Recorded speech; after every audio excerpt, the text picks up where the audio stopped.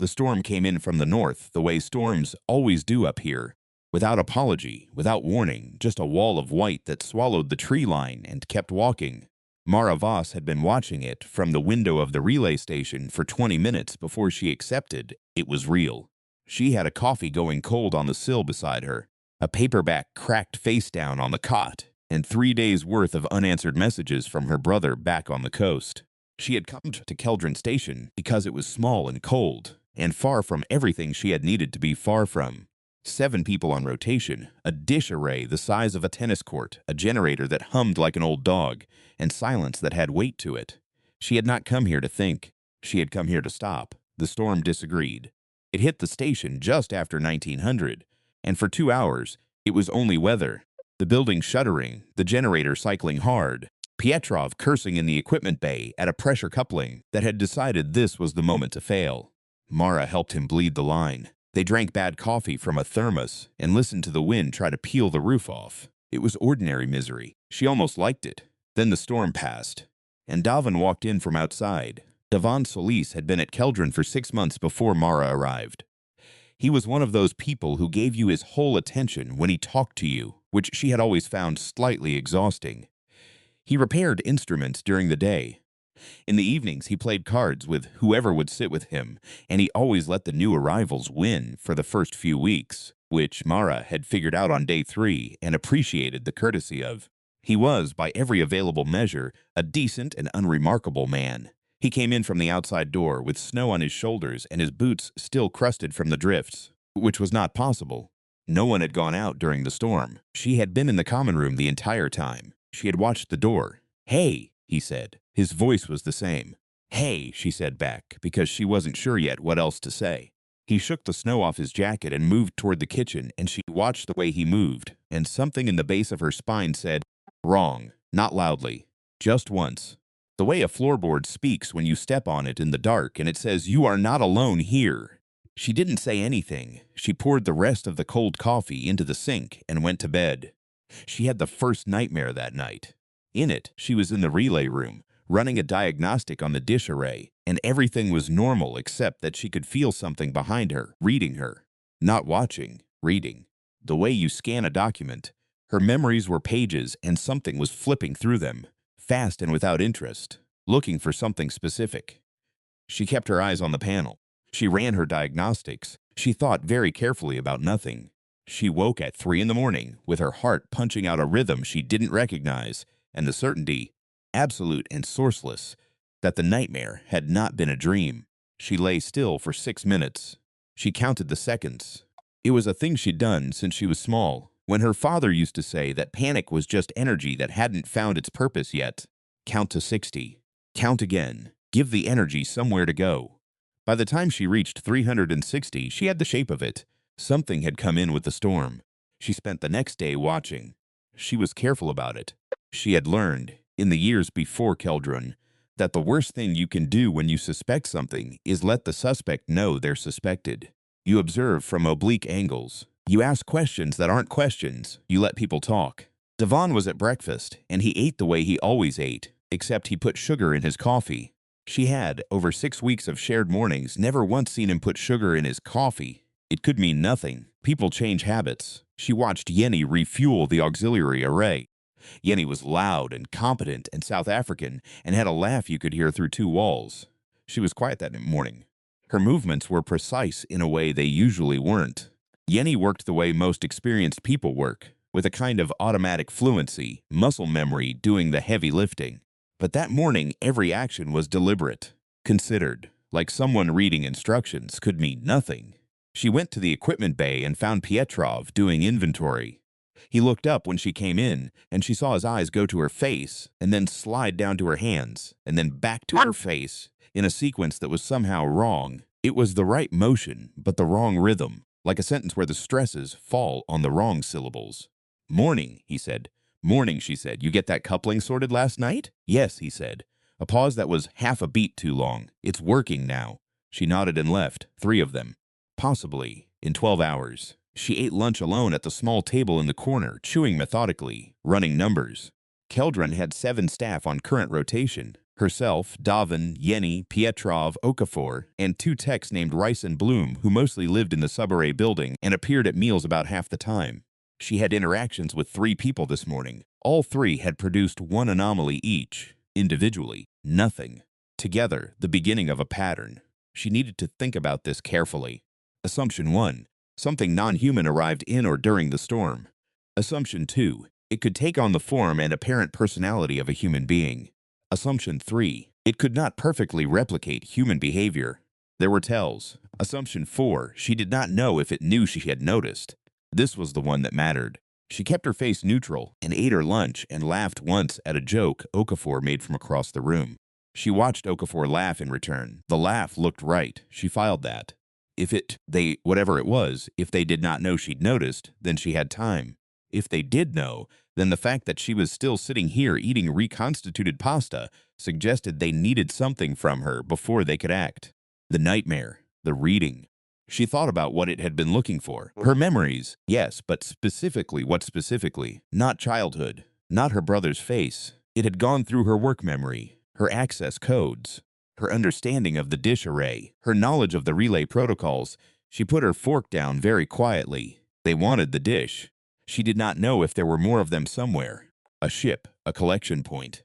Something in the dark above the cloud cover that had sent this advance party down to this particular frozen nobody-cares outpost because of the array and what the array could broadcast to. She did not know how many of her colleagues were left.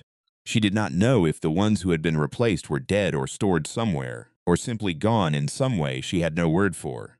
What she knew: she was one human woman in a building at the edge of the world in the middle of a blizzard's aftermath, possibly surrounded by entities that wore people she'd eaten breakfast with, and they wanted her to open a door she was the only one authorized to open. Her father also used to say, "If you don't like the game, change the rules." She spent the afternoon doing her job. This was important. She ran her diagnostics, filed her reports, attended the 4 o'clock briefing where Devon walked everyone through the post-storm equipment checklist. She listened to his voice and matched it against her memory of his voice, and the match was very good. 95% maybe. The cadence was right. The vocabulary was right. It had done its homework.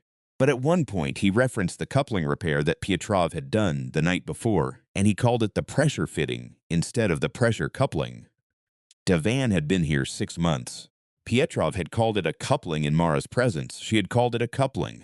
Everyone called it a coupling. She wrote a word in the margin of her notepad. Not alien. Not infiltrator. Just tell 4. She had a system now. That was what systems were for. That night she moved slowly through the station after lights out, doing something she had never done before, but that she had been planning since lunch. She checked the exterior door logs. Every entry and exit, time-stamped. During the storm from 1900 to 2130, no logged exits. At 2147, 1 logged entry. Gavin's badge.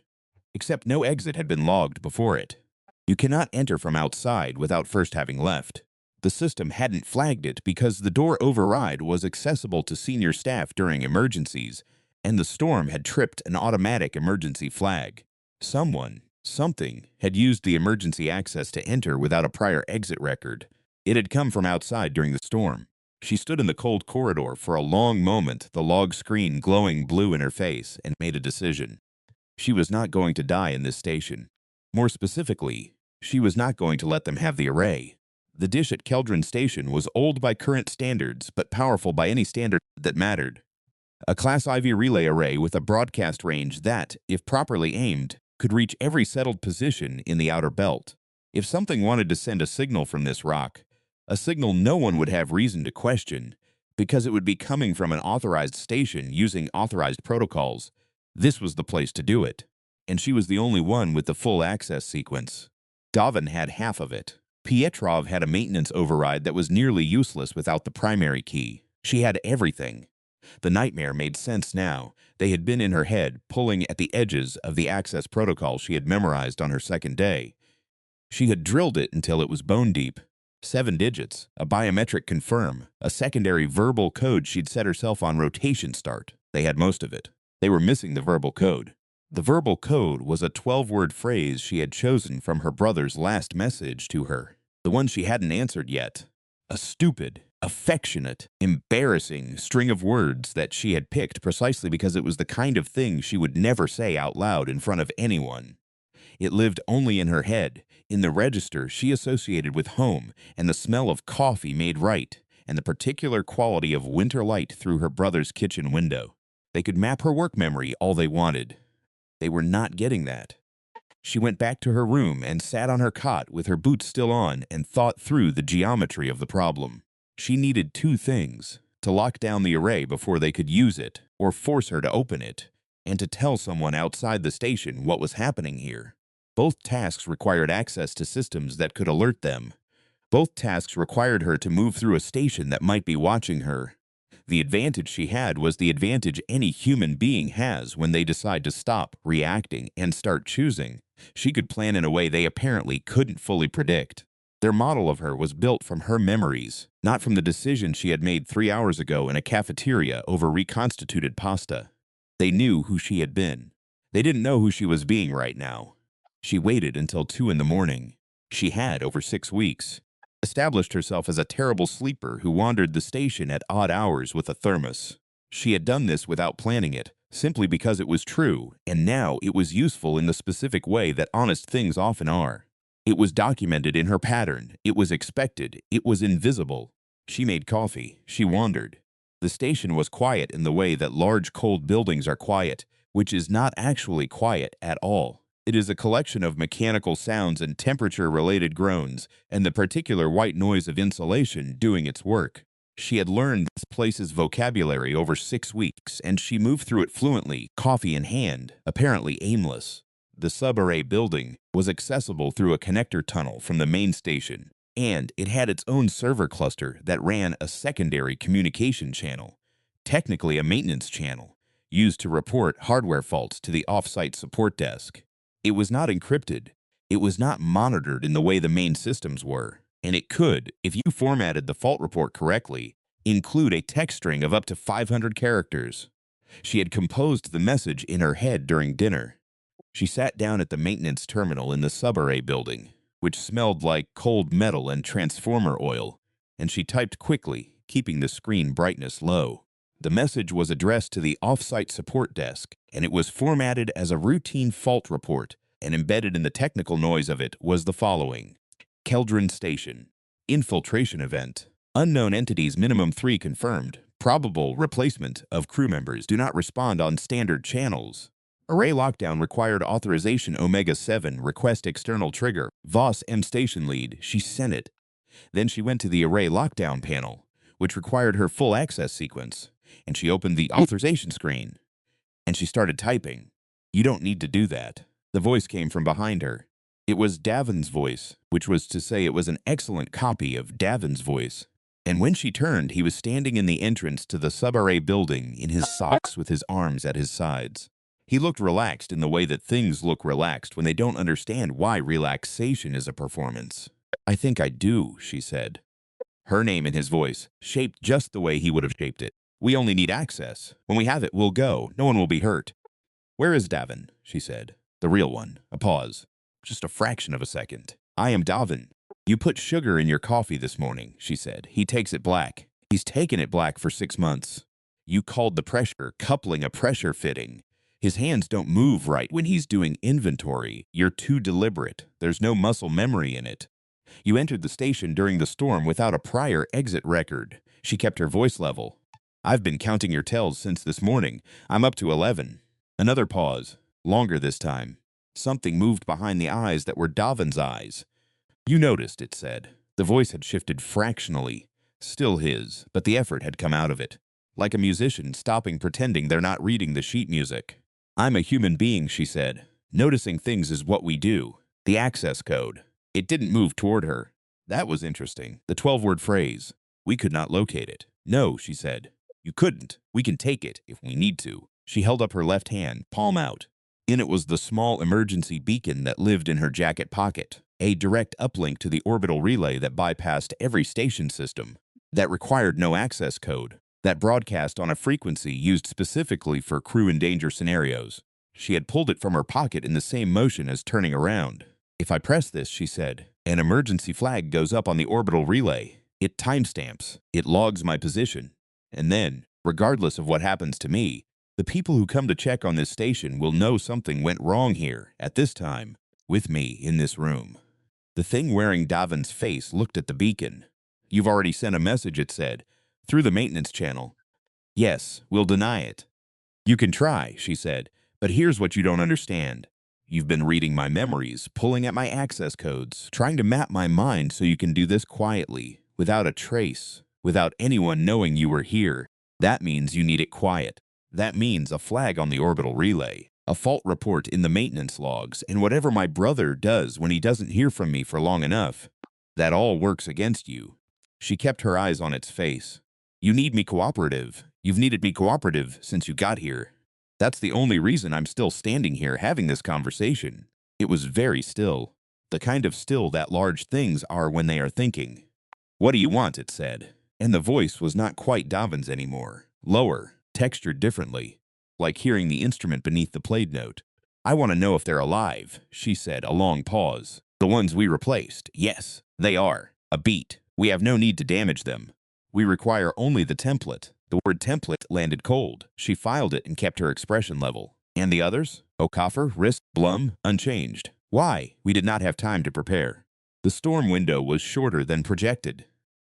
Something that might have been candor had entered the voice, or something that was mimicking it well enough that the difference didn't matter right now. There are 4 of us. We prepared 3 templates before we were forced to act. 4 entities. 3 crew replaced the array as the objective. A storm as the cover, a narrow window, a mission that had gone slightly sideways because the weather didn't cooperate. She almost laughed. You're not winning, she said. Not here, not tonight. I've already sent 2 signals you can't unsend. When the response team comes, and they'll come fast, because the fault report I sent was specific and I have enough seniority that they'll take it seriously. They'll find a lockdown array and a maintenance log and a beacon timestamp and 3 crew members who can tell them exactly what happened from the moment they were replaced. You could simply, no, she said. And the flat, clean simplicity of it stopped the sentence dead. I'm not opening that array. I'm not giving you the code. I'm not doing anything except standing here until the lights come on. She kept her arm extended, the beacon in her palm. You can take me. You can do whatever you do, and you'll get a war instead of a quiet door. Or you can take your people and go back to wherever you came from and let this particular outpost be more trouble than it was worth. Silence. The station groaned around them, the generators cycling, the cold pressing against the walls like it always did, like it had done every night since she arrived. Ordinary sounds. The building being a building in the cold. You are very small, it said, and there was something in the way it said it that was not contempt, more like documentation, like it was noting a surprising property of an unfamiliar material. Yeah, she said, we get that a lot. It looked at her for 3 more seconds. Then it turned and walked back through the connector tunnel, and its footsteps were silent in a way that human footsteps in socks on a metal floor are not silent. And she stood with the beacon in her hand, and her heart making that unrecognized rhythm again until she could no longer hear anything but the generator and the insulation and the wind picking back up outside. She pressed the beacon anyway. Then she sat down on the floor of the subarray building with her back against the server rack and her coffee cold beside her and her eyes on the door, and she counted in seconds, and she waited for the lights to come on. They came on 8 hours and 40 minutes later in the form of a rapid response shuttle, touching down on the landing pad with its running lights blazing, and 4 people in pressure suits jumping out into the dawn light of a Keldron morning. She met them at the exterior door in her jacket with the emergency protocols stacked under her arm, and 3 mugs of coffee she'd made while she was waiting. Okafor was beside her. He had been awake since 4, roused by the beacon alert on his personal unit. And when she'd explained, he had said almost nothing for a very long time and then said, Petrov? And she had said she didn't know yet, but probably yes. And he had nodded and put his coffee mug down with great care and asked what she needed him to do. She'd given him the exterior door to watch and the maintenance terminal to monitor, and he had done both without complaint, which she appreciated. And now he was handing coffee to the response team while she walked the lead responder through the beacon log and the fault report and the access records. They found the others in the auxiliary storage unit at the back of the subarray building. Davin, Yeni, Pietrov, unconscious, cold, alive. Some kind of induced state, the medic said.